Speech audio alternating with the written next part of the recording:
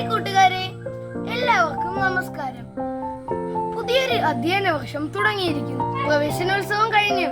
ഇന്ന് ജൂൺ 5 ലോക പരിസ്ഥിതി ദിനം. ഹരിത ഭാവിയിലേക്കുള്ള യാത്ര എന്നതാണ് ഈ വർഷത്തെ പ്രമേയം.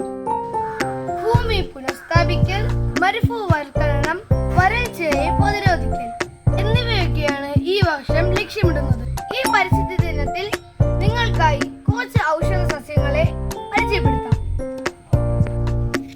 ഇത് തുളസി. ചർമ്മ സംരക്ഷണത്തിനും മുടിയുടെ സംരക്ഷണത്തിനും ഇത് ഉപയോഗിക്കുന്നു. ജലദോഷത്തിന് നല്ലൊരു ഔഷധം കൂടിയാണിത്. ഇത് പനിക്കൂർക്ക അല്ലെങ്കിൽ നവരയില.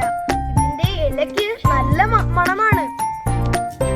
ഈ ഇല വാട്ടി നീരെടുത്ത് ചെറുതേനും കൂടെ കുഴച്ച് കഴിച്ചാൽ ചുമയ്ക്ക് നല്ലൊരു ഔഷധമാണിത്.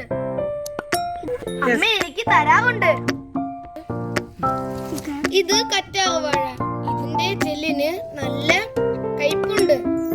മുടിയുടെ സംരക്ഷണത്തിനും ഇത് ഉപയോഗിക്കുന്നു. ഇത് കറിവേപ്പില. നമ്മൾ ആഹാരത്തിന് എല്ലാത്തിലും ഇവനെ ഉപയോഗിക്കുന്നുണ്ട്. മുടിയുടെ ആരോഗ്യത്തിന് ഇത് നല്ലതാണ്. ഇത് ചെമ്പരത്തി. എണ്ണയായും താളിയായും ഉപയോഗിക്കാം. ഇത് മുരിങ്ങയില. ഇതിൽ വിറ്റാമിൻ എ കൂടുതലാണ്. കണ്ണിന്റെ ആരോഗ്യത്തിനും മുടിയുടെ ആരോഗ്യത്തിനും നല്ല ഗുണമാണ് ഇതിന്. ഇത് ശംഖുപുഷ്പം. വിഷക്കടിക്ക് ഇതിന്റെ ഇലയുടെ നീര് നല്ല ഗുണകരമാണ്. ഇതിന്റെ വിത്താണിത്. ഇത് ഇലമുളച്ചി. ഇതും നല്ലൊരു ഔഷധമാണ്. ഇത് മഞ്ഞൾ. ആഹാരത്തിനൊക്കെ ഉപയോഗിക്കും. ചർമ്മകാന്തിക്കും ഇത് നല്ല ഔഷധമാണ്. ഇത് പിണറാണ്. ഇതിൽ നിന്ന് കിട്ടുന്ന പുളിക്ക് നല്ല ഔഷധ ഗുണമാണ്. ഇത് നീലയാമരി. മുടിയുടെ സംരക്ഷണത്തിന് ഇവൻ ഏറെ ഗുണകരമാണ്. ഇനി നമുക്ക് ദശപുഷ്പങ്ങളെ പരിചയപ്പെടാം. എല്ലാ ദശപുഷ്പങ്ങളും ഔഷധ ഗുണമുള്ളവയാണ്. ഇത് കറുക.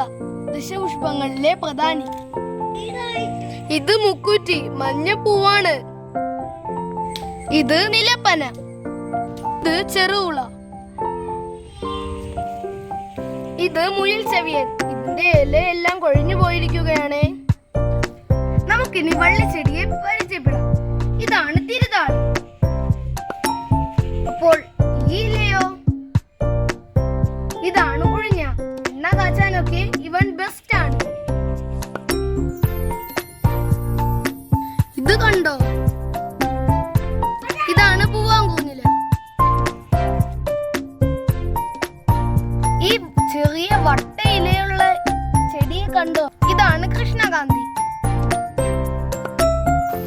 അപ്പൊ കണ്ടോ